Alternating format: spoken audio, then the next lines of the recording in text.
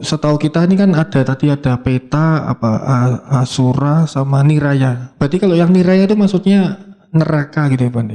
Kalau yang Asura ini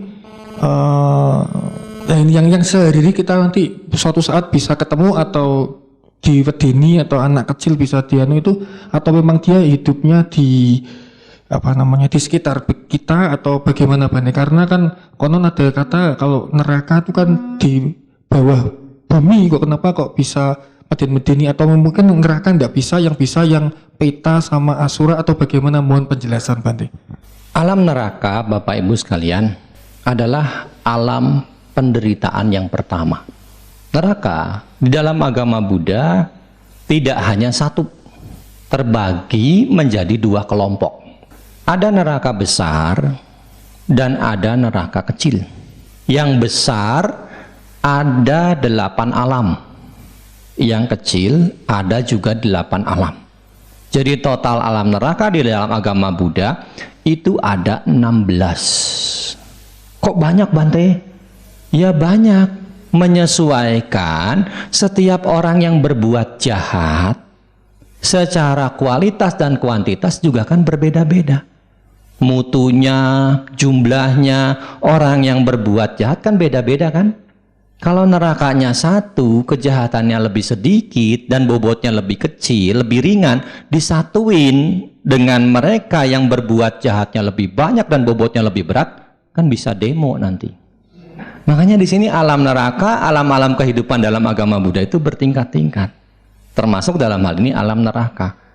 8 neraka besar, 8 neraka kecil. Ya jadi meskipun neraka ini kecil, jangan coba-coba ke sana. Kan kecil Bante. Ya jadi jangan karena menganggap kecil Bante nerakanya, sono aja nah, jangan coba-coba. Ya kenapa? Karena kalau sudah jatuh ke alam bawah, naik lagi itu susah. Ya ini alam neraka. Jadi menjadi banyak karena menyesuaikan setiap orang yang berbuat jahat, jumlah dan bobotnya itu juga beda-beda. Semakin berat bobotnya, semakin banyak jumlah kejahatannya, tentu nerakanya bisa lebih bawah, lebih dalam lagi. Kondisi makhluk di alam neraka itu sangat terdera oleh penderitaan. Jadi mereka tidak mungkin mengganggu alam manusia. Alam binatang sudah jelas, ini terdekat dengan kita, alam penderitaan. Ya sehari-hari kita bisa melihat kondisi makhluk-makhluk di alam binatang. Alam binatang dibagi menjadi 4 macam berdasarkan jumlah kaki. Kalau kita merujuk kepada apa yang ada pada Kanda Parita, ada yang tanpa kaki, apada, ya, ada yang berkaki 2, dipada atau 2 pada, ada yang berkaki 4, catu pada, dan kemudian ada yang berkaki banyak, ya, bahu pada, ya, ada tanpa kaki, kaki 2, kaki 4, kaki banyak. Kalau kaki 3 larutan penyegar. Kaki 5 pedagang di pinggir jalan. Jadi 4 alam binatang. Kemudian alam peta ini kan banyak, 36. Ada peta kelompok 4, peta kelompok 11, peta kelompok 21. Ya kan 36 toh? 11 sama 21 sama 4. Ya, banyak bermacam-macam. Nah, yang ini ada di sekitar kita sama seperti alam binatang. Ada di sekitar kita. Yang kadang-kadang memang ya kita mungkin menganggap itu sebagai gangguan. Ketika mereka istilahnya mengganggu kita, kita menganggap itu sebagai gangguan. Sebenarnya itu bukan gangguan. Jadi kalau kita menemukan hal-hal seperti ini, jangan langsung berpikir ada gangguan Bante di rumah saya, ada makhluk petanya Bante. Itu bukan gangguan. Apa yang mereka lakukan itu sebenarnya bukan mengganggu. Apa yang mereka lakukan itu sebenarnya bentuk cari perhatian. Caper itu lagi caper. Bahasa politiknya itu tebar pesona dia. Agar kita tahu keberadaan dia. Kenapa? Karena mereka istilahnya menampakkan diri, mengganggu dengan suara atau hal-hal lainnya? Karena saat itu mereka lagi butuh pertolongan. Jadi bentuknya kita menganggapnya gangguan. Saat itu mereka tuh lagi butuh pertolongan. Jadi cara mereka minta tolong dengan cara seperti itu, menampakkan diri. Cuma memang belum sempat mereka menyampaikan, kitanya udah pingsan duluan. Ya, jadi itu sebenarnya satu cara mereka untuk minta pertolongan. Ya tentu kan kita kalau merujuk kepada apa yang dijelaskan Buddha, ada hubungan karma nggak kita dengan mereka? Ya kan? Mereka kembali ke rumah-rumah yang dahulu mereka huni, mencari sanak keluarganya. Untuk apa? Agar diberi pelimpahan jasa. Awal-awal mungkin gangguannya, ya istilahnya kita belum nangkep. Nah karena belum nangkep, lebih jelas lagi dia. Belum nangkap juga, lebih jelas lagi dia. Ya seperti kita, kalau lagi lewat di jalan sini, naik motor, kita jatuh, ya, kaki kita ketiban motor, keseleo. Apa yang kita lakukan? Teriak nggak? Ya kan? Minta tolong kan? Tolong. Nggak ada yang dengar. Belum ada juga bantuan. Teriak lagi nggak? Lebih keras kan? Seperti itu. Ya seperti itu makhluk peta juga. Awal-awal mungkin kita nggak peduli. Dan dia mulai lebih kasar lagi, ya, minta pertolongannya itu. Sama seperti kita, sekali minta tolong teriak, belum ada yang dengar, kita teriak lebih keras lagi. Ya sampai akhirnya dia muncul di depan kita dan kita langsung jadi seperti itu punya maksud mereka seperti itu. Jadi minta pertolongan, minta bantuan. Jadi makhluk-makhluk yang lahir di alam neraka itu karena kuatnya kebencian. Yang di alam binatang itu karena kuatnya kebodohan. Di alam peta ini karena kuatnya keserakahan, kemelekatan dan kekikiran. Ya makanya ini kontras, berbanding terbalik. Ya mereka-mereka yang saat ini sebagai manusia bergelimang harta tapi pelit, bisa nanti setelah kematian menjadi makhluk peta. Ya kan? Berbanding terbalik toh. Di alam manusia berkelebihan, di alam peta serba kekurangan. Nah, karena sangat kekurangannya ini ya didera oleh kelaparan, kehausan, apa yang ada dimakan. Ya makanya kalau ada yang sakit, muntah, cepet-cepet dibersihin. Jangan dibiarin, itu bisa mengundang. Kenapa? Karena ada makhluk peta yang memang makanannya muntahan manusia. Buang air besar, buang air kecil, cepet-cepet disiram, dibersihkan. Kenapa? Karena ada makhluk peta yang makanannya kotoran. Dikatakan persembahan-persembahan di meja sembahyang itu hanya bisa dinikmati oleh makhluk peta dari alam paradatu paciwika peta. Alam peta yang istilahnya ada di sekitar kita, yang memang hidup dari hasil persembahan. Makanya nanti kalau ada sembahyang rebutan, jangan begitu ditaruh langsung diambil. Ya, kan kadang-kadang kan belum disembayangin baru ditaruh udah direbutin. Makhluk petanya belum nggak kebagian itu nanti. Iya, nggak kebagian itu nanti. Ya, jadi itu aja. Ya, jadi ini kontras, berbanding terbalik dengan kehidupan sebelumnya di alam manusia. Makanya di sini ya seperti tadi saya bilang, kita berdana itu sebagai latihan untuk mengobati penyakit kekikiran kita, keserakahan kita. Kenapa? Karena kalau serakah, melekat, kikir, bisa lahir kembali menjadi makhluk peta. Ya ingat, ada 36. Ada yang kelompok 4, ada yang kelompok 11, ada yang kelompok 21. Asura juga ada di sekitar kita. Asura terbagi menjadi 3 kelompok. Ada asura neraka, ada asura peta, dan ada asura dewa. Makanya kadang-kadang untuk yang asura dewa ini dikategorikan makhluk setengah dewa. Ya, jadi dia belum full jadi dewanya. Ya, jadi belum full. Ya, terdera oleh keiri hatian. Kenapa? Karena kebahagiaan yang dia dapatkan tidak sepenuhnya. Makanya dalam cerita-cerita mitologi ada sisi di mana asura-asura dewa ini naik ke alam surga tingkat pertama atau tingkat kedua. Ya sebenarnya kalau alam asura dewa itu umumnya di Catuk Maharajika sih. Ya kadang-kadang naik sampai ke tingkat 2. Untuk apa? Merebut tahta Dewa Saka. Makanya sampai ada kan Atanatya Parita itu kan. Ya, itu dibabarkan Buddha untuk para dewa yang saat itu berperang menghadapi para asura. Ya, menghadapi para asura. Nah, Asura Niraya tentunya ada di alam neraka. Asura Peta ada di sekitar kita. Ya memang identiknya kita menganggap Asura itu dengan makhluk-makhluk yang besar. Ya identiknya demikian. Gambarannya gitu kan. Sebenarnya kembali lagi di sini kan genderuwo itu ya sebenarnya Asura Peta, bukan Asura Dewa. Genderuwo itu Asura Peta. Genderuwo itu tidak identik dengan Gandaba. Gandaba itu adalah makhluk Catuk Maharajika yang sering disebut sebagai pemusik surgawi. Makanya kan itu Sidik Tianwang kan ada yang satu lagi bawa gitar itu ya. Emang di alam dewa ada pengamen mantai? Bukan. Ya, itu bukan pengamen. Jadi memang itu khasnya. Itu namanya Gandaba. Jadi ada raja Gandaba, ada raja naga, ada raja Yaka. Itu kan masing-masing ada kan? Ada Wirupaka, Wirulhaka.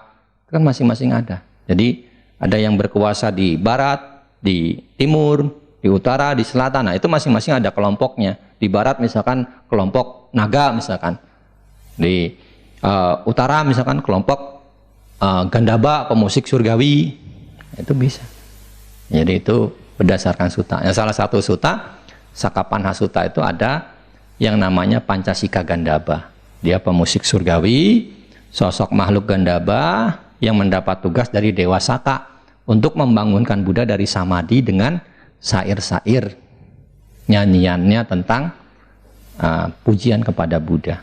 Hingga Buddha saat itu bangun dari meditasinya karena memang Dewa Saka pengen ketemu Buddha. Kenapa? Karena saat itu Dewa Saka sedang terancam status kedewaannya. Jadi umurnya mendekati kematian. Jadi datang menemui Buddha. Jadi dengan ketemu Buddha, ini ada di Sakapan Hasuta Digha Nikaya. Dengan ketemu Buddha, ya Dewa Saka itu memang datang kepada Buddha dengan tujuan untuk bertanya dhamma. Ya, jadi setelah ketemu Buddha, Dewa Saka ini mampu memperpanjang status kedewaannya. Jadi dengan kebajikan mendengar dhamma itu membuat umurnya nambah. Ya, ibaratnya dapat bonus lah. Ya, dapat bonus panjang umur. Kalau main game kan gitu ya. Kalau poin sekian umurnya nambah. Ini mendengar dhamma ternyata membuat umur Dewa Saka tambah. Plus dengan dhamma yang didengar, Dewa Saka yang sekarang mencapai Sotapanna. Dewa Saka yang sekarang itu menjadi seorang Sotapanna. Jadi Dewa Saka itu ya di samping tujuannya datang kepada Buddha untuk mendengar dhamma, dia juga memberi laporan bahwa setelah kemunculan Buddha, alam dewa itu populasinya bertambah. Jadi dia sensus tuh. Di alam dewa ada sensus. Ya, sensus dewa, sensus penduduk dewa. Dewa Saka memberitahu bahwa populasi alam dewa bertambah, plus dewa-dewa yang muncul belakangan setelah ada Buddha ini, cahaya kedewaannya lebih terang dibanding dewa-dewa sebelumnya. Ya, jadi kenapa? Karena dewa-dewa sebelumnya itu bisa mencapai kedewaan hanya dari berbuat baik saja. Melaksanakan dana, sila.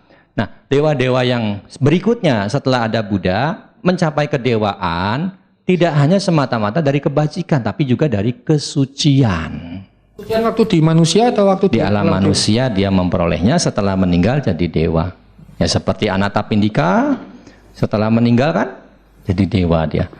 Raja Bimbisara setelah meninggal masuk ke dalam kelompok Yaka. Ya di dalam Janawasabha Sutta Raja Bimbisara memberi kesaksian kepada Buddha. Dia datang. Saat itu Buddha ada di Dhammasala berdinding bata, Kinjakawasata. Ini ada di Janawasabha Sutta, kitab suci Digha Nikaya. Dewa Yaka yang merupakan kelahiran kembali dari Raja Bimbisara ini datang kepada Buddha, memberitahu, ya, Bante, aku Janawasabha, aku adalah Bimbisara kehidupan yang lalu. Jadi sekarang dia memberitahu kepada Buddha bahwa sedang berjuang untuk meningkatkan tingkat kesuciannya. Kan Raja Bimbisara meninggal sebagai seorang Sotapanna. Jadi di alam kedewaan saat dia menjadi Yaka, namanya Janawasabha, ya, itu sedang berjuang untuk meningkatkan tingkat kesuciannya biar menjadi Sakadagami. Jadi kasih laporan kepada Buddha. Karena sudah punya dasar atau sudah punya basic, maka pengembangan saja yang ya, hanya kasih laporan aja. Jadi masih berjuang. masih berjuang. Bukan naik jadi apa? Belum disebutkan. Nggak tahu kalau sekarang, karena kan sudah 2.600 tahun berlalu. Saya belum ngecek lagi.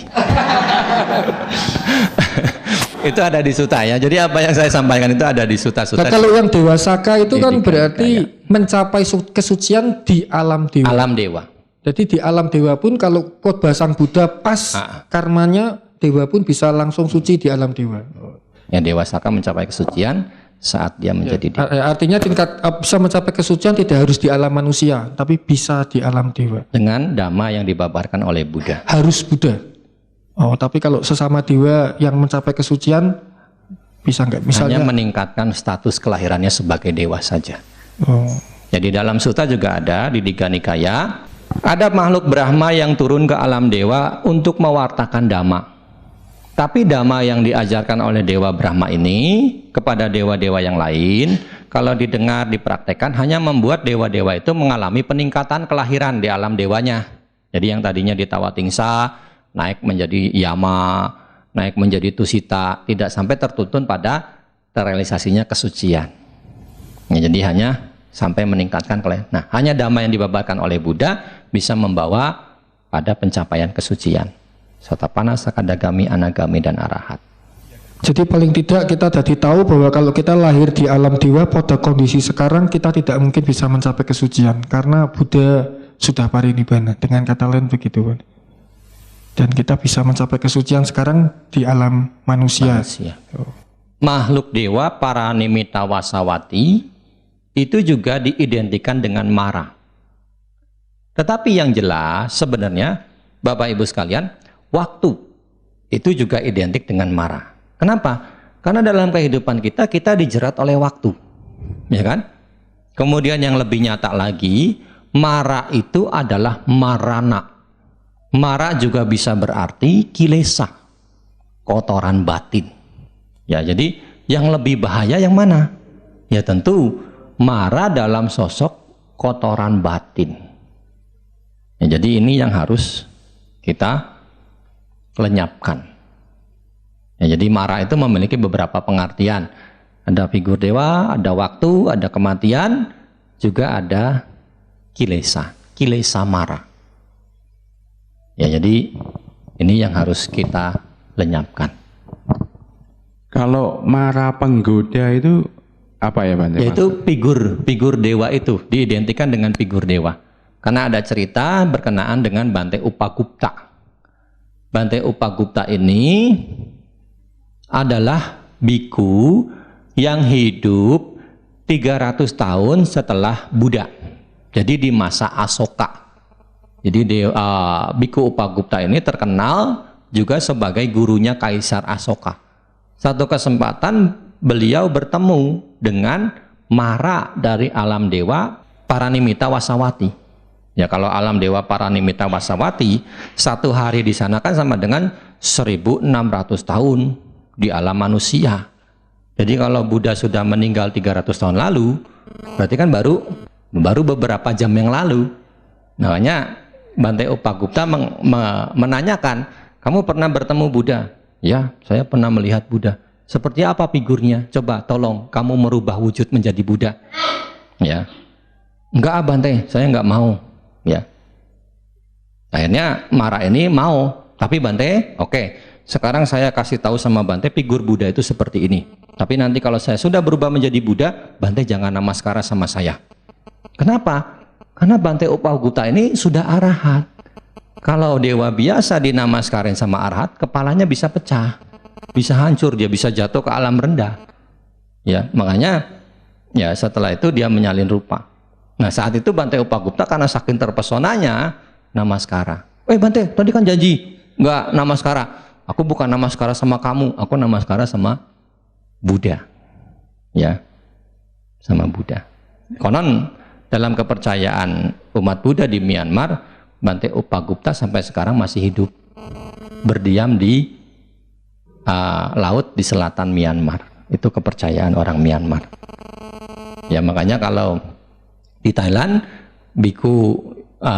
figur biku yang dipuja Siwali. Nah, kalau di Myanmar itu Bante Upagupta, yang gambarnya ya figurnya sama seperti Siwali. Ya sebenarnya kalau mara penggoda itu juga bisa kita identikan dengan kotoran batin kita. Yang mana kadang-kadang ada yang namanya raga, ya. Ada yang sifatnya kotoran batin berupa nafsu indera, ya kan?